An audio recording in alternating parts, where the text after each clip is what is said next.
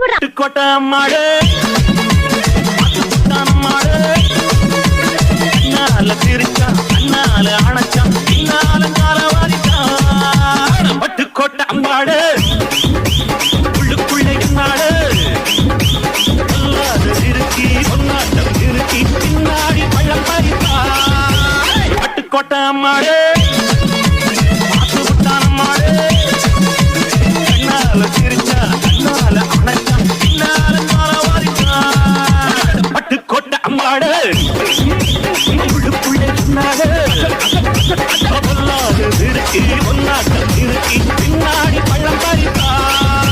போதும்பா, ஆஃப் பண்ணிடலாமா?